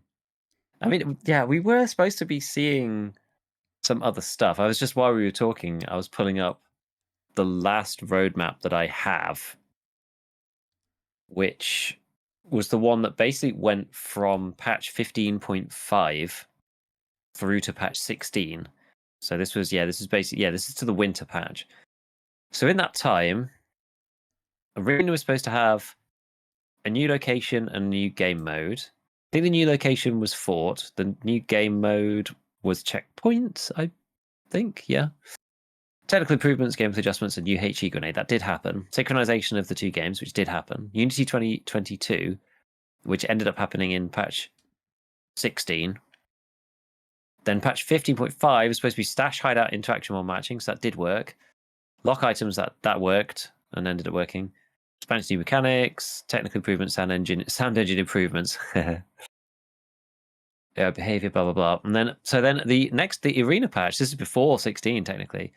There was supposed to be ranked calibration system and the Molotov cocktail, which we didn't see. And then the patch after that was supposed to be the battle pass system, the ranked season system, and another new location, which we also didn't see. So they're quite far behind on arena versus the roadmap, for what it's worth. Patch 16 was supposed to have new high-end content. Is there anything that, now that we have played it, I guess it's the prestige, isn't it? New high-end content must be prestige. High-end content as in... It's got to be prestige. It's got to be prestige. I can't think of anything else, because it's like the stuff like the end game is prestige right now. Yeah. And it's new this vibe. What else? Quality life, technical improvements, new weapons, sound engine, game climb performance optimization, expansions to interactive locations mechanics. I guess they did do that because you spawn. They made and then failed and then changed it to get you to spawn at the in the right place on the map when you move. So I suppose that's true. I was just interested because I hadn't actually gone back to look at the roadmap because, like what happened in the previous iteration of the roadmaps, we've run off the end again and don't have one. But it's because we know that we're sort of running towards 1.0. Okay, well that's interesting at least to see. I was just intrigued to see if there was anything in there that it's arena really that's far behind. In all honesty, which maybe makes sense. Maybe they've like deprioritized it a bit, just given the way it's gone. Yeah, maybe. I don't really know what their goals are for that, but yeah, I don't know. You got some pretty cool screenshots of this Rust map coming up. Yeah, I joined their community Discord. It's called COT, which I don't know what that stands for. Maybe let me see. I'm sure I could check it here. City of Tarkov is what's called. And they had a screenshot section, but these are from the developer, but these are like from 3 years ago. Like 2002 or 2022. which is interesting. And yeah, I also wonder because where was that one screenshot at? There was like presumably a trader. Oh yeah, it was like mechanic. Or no, this is okay. So let's see if you can guess who this may represent, possibly. Okay, Is that supposed to be Ragman? that's what I'm thinking. Now I don't know that for fact, but that's what I'm thinking. Because those are, yeah, I guess you wouldn't know this, but those are like all these clothing and stuff. I don't really recognize these as like traditional Rust assets. You know, like this desk and laptop and boxes and floor, even the shelving. All this is like Rust, but like these are like custom. So you like added clothing to the shelving, and I think I see like some Rust armor on the bottom there, like a road sign armor kit. But yeah, I mean, I think that's who that's supposed to represent. I thought there was another one. Oh yeah, here's another one. Okay, now see this one. I know you're gonna get. That's Prapor, right? That's got. You see the stash. You got the Just the lighting. mustache. It looks way too young, but yeah, it's still got to be Prapor. Yeah, yeah. So yeah, I don't know. I wonder how that's gonna work. If they're gonna be like in their little bunkers, maybe, or I don't even know. So I'm intrigued to. I'll have to go and play this. Yeah, definitely. That's your homework. See if you can get into the playtest. Yeah. What's that? Is that dorms? That is dorms. Yeah, I couldn't tell what that was, but that is dorms. You were correct. Yeah, I wonder how much of it is like exact 1-to-1 because like you can't get on top of the roof of dorms, like the very very top, right? Yeah. So I don't really know. It's one of those things where I kind of wouldn't even care if it wasn't actually. It doesn't matter. It'd be kind of interesting if it was a bit more freestyle. Yeah, yeah. No, I agree.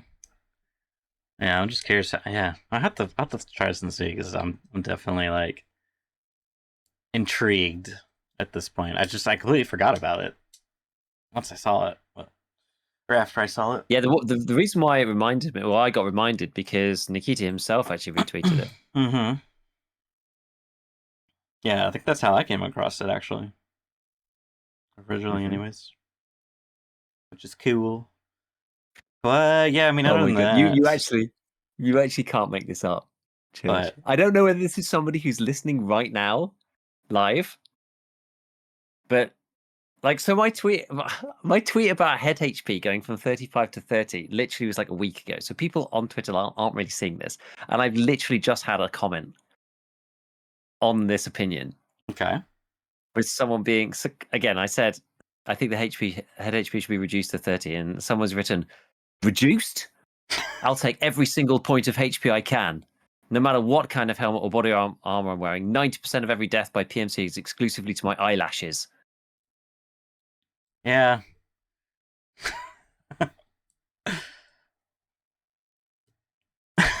What? You can't make it up. Why are people so incensed?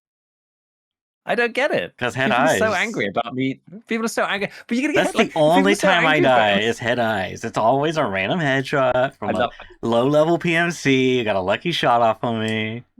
I love the survivorship bias one. Yeah. And that other one. I've only been killed by headshots. I've only been killed by headshots and scabs. My friend, here's the Wikipedia page about survivorship bias. Like, honestly, can we go back?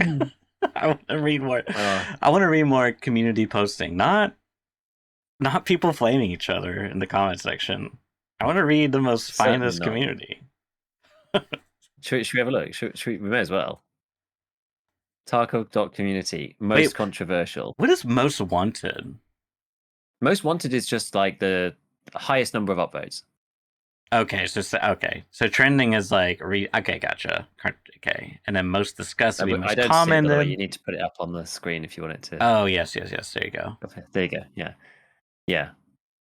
So yeah, trending. I don't really know what counts as trending. I guess it's like new, getting comments or something. But yeah, most controversial. Yes. Where did we even get to? Probably around like I think Scav and main character for XP similar to Arena. Ooh. Ooh. I don't know. I guess that's not too. I guess if we're going by the metric here, it's not too controversial according to this. Yeah, Because some of them are negative. worse than others, aren't they? Yeah. We need to go further down, negative 44. But that one is kind of interesting because I could see it as like a nice quality of life thing, but then I could also see someone just like Only playing Scav. but then it's like, well, at that point, like, yeah, but you were already only going to play Scav because like you're never going to play PM. Like, are you going to suddenly start playing PMC if you do that? Like, there probably will be like a 5% of a player base that's like, I'm going to take advantage of the system and exploit it and only play Scav until I'm level 42, and then I'm going to. Like, I don't even know, but that wouldn't even work because you wouldn't even get like quest done. Yeah, because you don't get your quest done. You can't use any of the gear. I don't know. I don't hate it. I actually don't hate it either, bizarrely. I know. It's like at surface level, I was like down dude immediately. But now, like once I had to think about it, it's like it's not really the worst thing in the world. It's not like, really awful, yeah. Yeah. Okay. What is the minus 44? I add a game mode for less skilled players. Now this could go either two ways. Either he's talking about someone else or he's talking about, you know what I mean? Asking for a friend. I'd capper every wipe, but I'm just he's like either the like elite, the most elite gamer known to mankind. He's tired of these noobs in his lobby, or like he is the noob in the lobby and he wants a game mode for skill players. So I guess multiple other players tend to have a hard time actually getting some of the kills needed for certain quests. I don't like to wait in the bush 30 minutes for that single bolt action headshot, for instance. I have no real idea how to actually fix it, but running into Max Sweat and his four man of level 5 plates and iron ammo as a most in sucks. Don't start on kid code. I work full time and have 2 kids, so I can only play in the evenings. It's literally like all the Tarkov tropes all in one. It really is. I mean, oh yeah, this is so hard because I have a friend who like it feels like in almost any PvP game we play, he's just like instantly is complaining about sweats. You know what I mean? And they're like the boogeyman in the closet. You know what I mean? It's like before we even like encounter a sweat, he's just like, God, I hate sweats in these games. They always ruin it. Like, what are you talking about? Like, can't we just have fun? He's like, no, I hate them so much. They always ruin games. Like we were actually playing a Among Us game, game. It's called Lockdown Protocol, and it was just 3 of us because we didn't really have enough people to like actually play the game properly. So the 3 of us thought we would just play to like learn it because we all like recently bought it. And he was like, "Man, this game is so fun," but I could see sweats ruining it. And I'm just like, "It's just gonna be us. We're gonna be chill, like, like we're all compadres here." He's like, "Yeah, as long as no one gets sweaty about it." Like, okay, it's so funny. The thing about this game mode for less skilled players, right? The first comment was like, I would argue this already exists PvE. This does open up an interesting question, and there has been a lot of chat actually in the Tarkov Twitter sphere recently about PvE, and a lot of people blaming PvE for all of Tarkov's ills again. And there have been some like I don't even understand that. What does that even mean? Yeah. There've been some stupid takes out there, but there've also been some kind of balanced takes as well, which I actually am not, which I don't entirely disagree with, which is that when the game was PvP only, you had everybody playing PvP. Right. And then the bottom end of players would progressively leave the wipe, right? So now we have PvP and PvE. Those bottom end of players probably try for a lot less time or don't even bother and just play PvE. And so the average skill level of PvP has increased. I think it's gone up. Oh, actually. I think it's gone up quite a lot. Interesting. And so now it's actually like PvP is now actually even harder than it was before PvE was on. And so now that PvE is there, it's actually even more like that's an uninteractable for PvE people. But there's probably more people playing the game overall. Just separate, right? They're just people playing PvE instead. But I think that's probably true. I genuinely think the game's harder since PvE has been introduced, especially kind of like well into the halfway through to the wipe or something, or like a month or two in. Mm-hmm. I genuinely think that's true. And I mean, the player base, progressively gets better over time as well.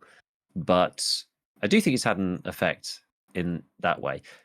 Not that it's and I'm not saying it's good or bad. I think this is just the situation. And it was sort of like that before anyway, because people would leave, but they just had nowhere else to go, so they just fell out of the Tarkov sphere. Whereas now people fall out into PvE and still play with their friends, and then probably do come back for the wipe, but they probably disappear quicker because they can't play PvE. Maybe we'll have to see how it goes as time goes on. But I think like there's a few people whose opinions that I respect, who are not drama farming people, have had this opinion as well. And I think it's valid. I think PvP genuinely is harder like now, like this point in the wipe, than it has been in the past, because you still got people who are hanging on playing the game because they can't play it and interact with it in any other way, and they still want to play even though they're not necessarily that good. Whereas now they don't have to deal with it anymore. Mm-hmm. They just go play PvE and enjoy themselves. Like the aggregate global happiness has probably increased, I would say, because people can interact with the game in the way they want to. But like it is harder, I think. But I could see also why, not that these two are, explicitly linked, but I could see why people may be more concerned about losing 5 HP on the head, because they're like, the game's already hard enough as is, Maybe. Yeah, but I don't know what you would do, because I kind of, as far as like what the person is suggesting, I don't know how you would actually address this other than, what someone commented, which is PvE fulfills that already. Like that is the game mode for less skilled players, quote unquote. The only other way is, and again, I'm not endorsing this, but I'm saying like the only way that you can deal with this really is some level of skill-based matchmaking. It's the only way to do it. An extension of what we have on Ground Zero. The up to level 20 lobby, and then the level 20 plus lobby. That's primarily how you would fix this ordinarily. Because it's like, well, a game mode for less skilled players, you have to somehow segregate the lower skilled players from the higher skilled players. It's fundamentally what you need to do. Yeah. I mean, I wonder if the one that I've always like came around to or liked a lot is like this idea, and I just came up with a word for it, is like goal-based matchmaking.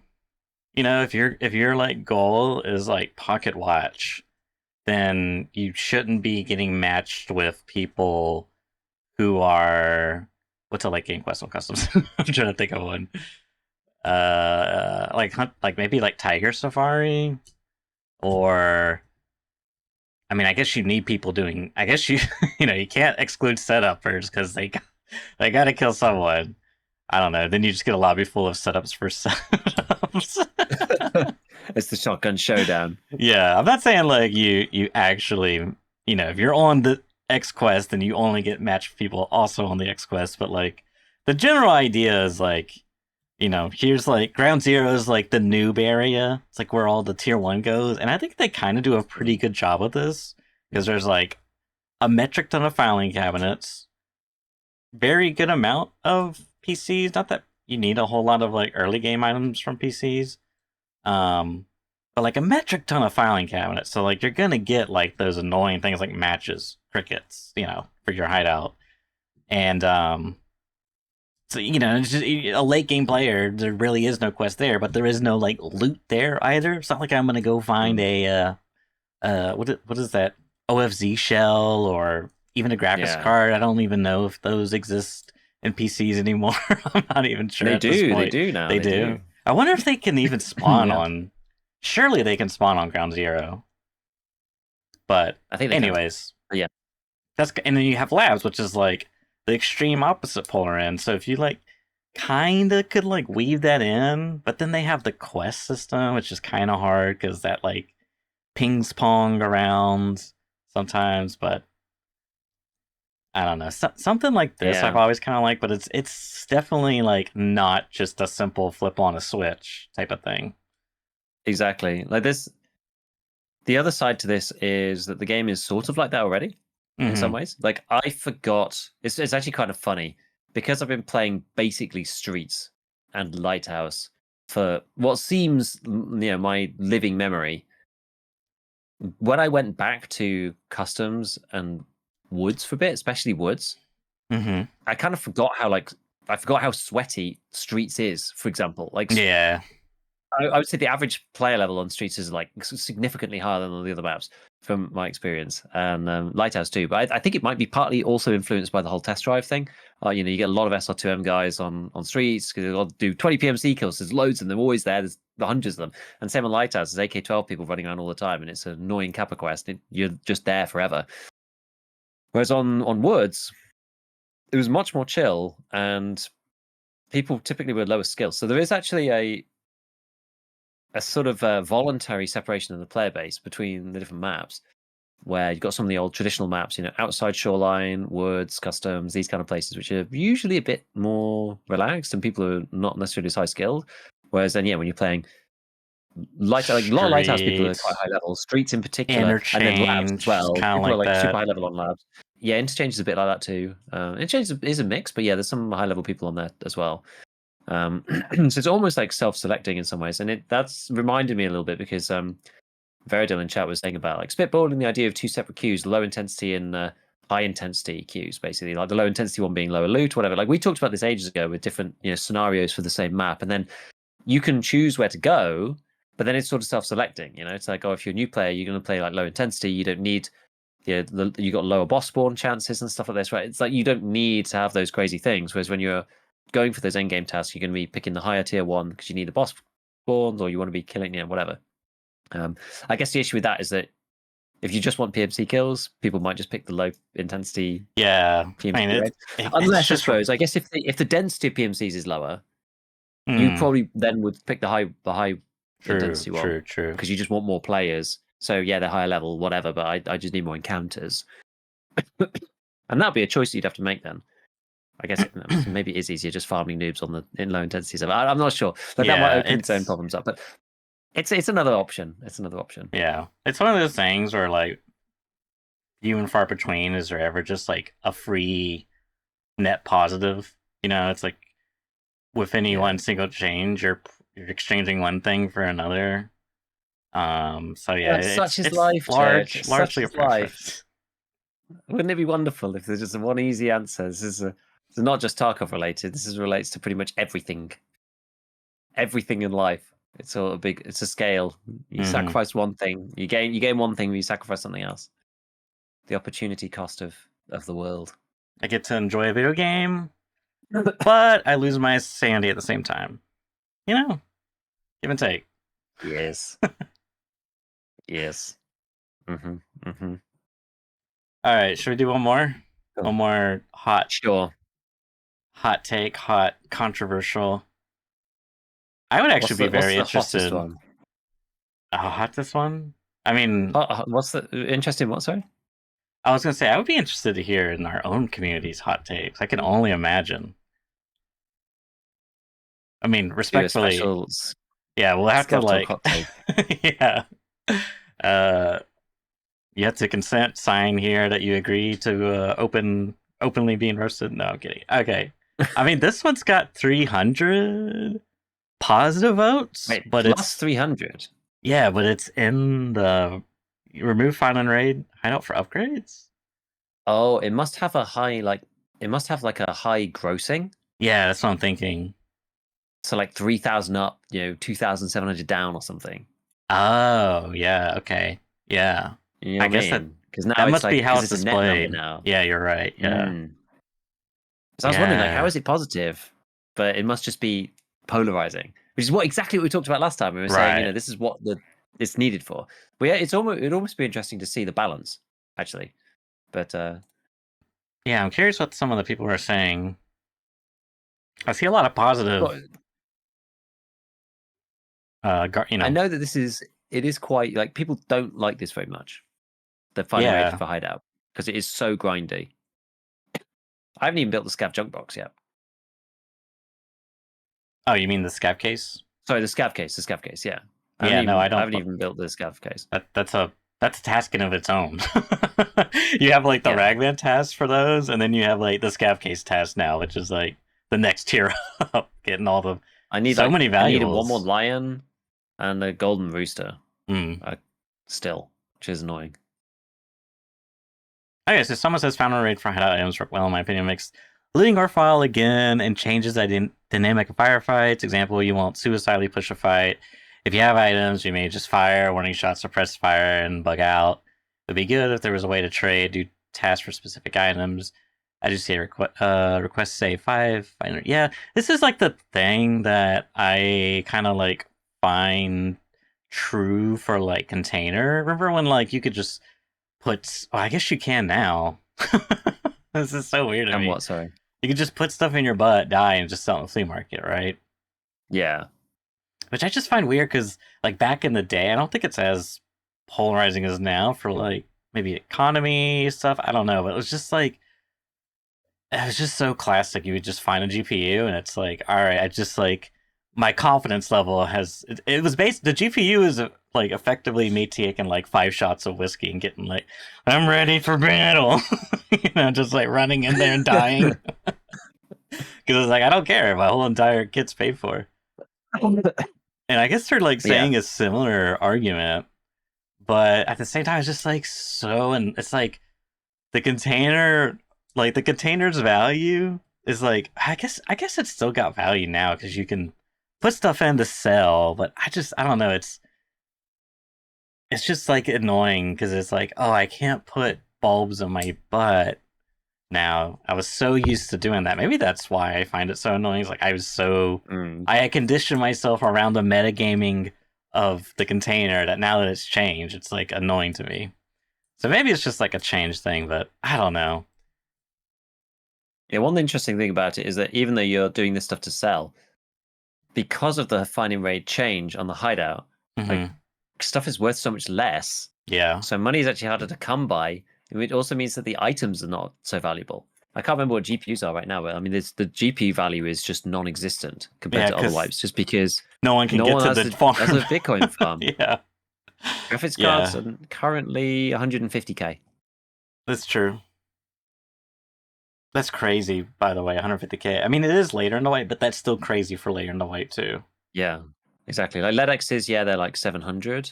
That's still like I don't think I've ever seen a LEDX for 700. That's crazy. Yeah, it's not that high. Like GPUs, they were a little higher at one point. They were up to 200, but they're just dropping now. Slowly dropping down. I mean, the base price, I think, is 125. That's as low as they can go. Yeah, I don't know. I feel like I kind of agree.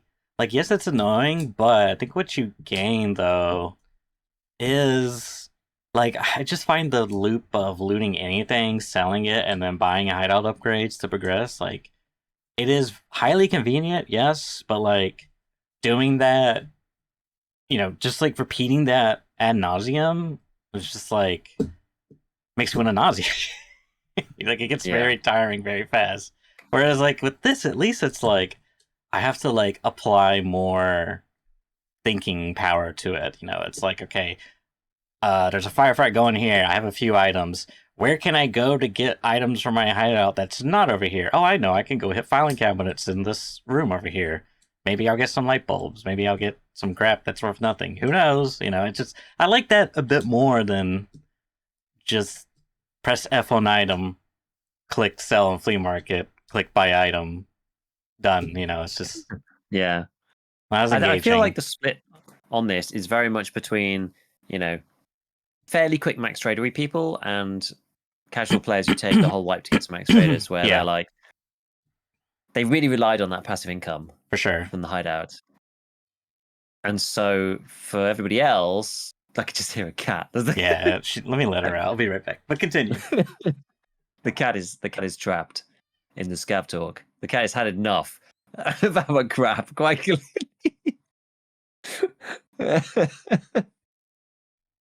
Oh, I love it. I love it. I was just saying the cat has clearly had enough of our crap.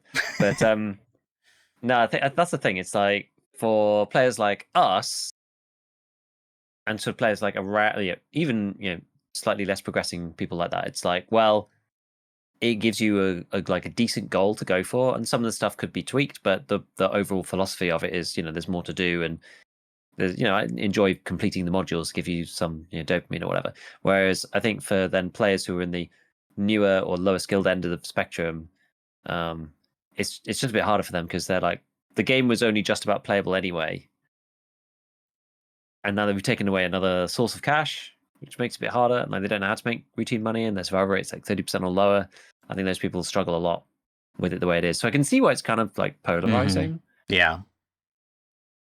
I think maybe... And I don't really know a way to fix it. I mean, the only way is you add like more, like you kind of ramp it up more, I suppose. That you make the earlier modules easier and the later modules harder, or you just add more more versions. You have like 5 different versions of the workbench and 5 lavatories or whatever. And you make the first set like super easy and allow you to at least get some cash. Yeah. Doing some of the easier crafts, like maybe that's the way. But then everyone else still feels like they get their progression because there's more layers to it that are interesting layers and not just collect 111 ES lamps. Yeah, because I mean, I will say the ES lamp situation's a bit ridiculous, like, because you just have to constantly farm ES lamps, and that also means you constantly have to hit loot, like RNG loot tables, which is like also not very. It's like, did I win or not? Gamba, loot box, Yeah. So I feel like if there was some sort of like middle ground where you could like still keep it is how it is, but then have like some type of like alternate passive income, like Prapper gives you your daily allowance of ES lamps. Thank you, comrade. Come again. See you see you tomorrow for your state allowance. But I don't know. It's just like something like that maybe can make the burden less taxing. Yeah, maybe. Now that I've said it, I mean, I'm definitely in for more levels of hideout. Yeah, I feel I'd like be up for that. The granularity could be spread out a bit because it is kind of like you go from like measuring tape to like 8 motors. I mean, it's not quite like that. I think that's like the Yeah, I know what you mean though. Yeah, it's just some of them do kind of feel like you really got to ramp up the collection rate. But yeah, exactly. Yep. Exactly. All right. Right. Well, that's probably it.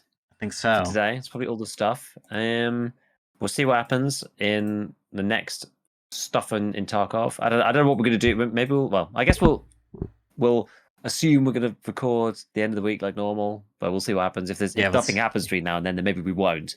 So let's see. But yeah, as always, thanks for tuning in, and we'll see you all next week. Catch you later. Possibly. Maybe. Who knows? Maybe.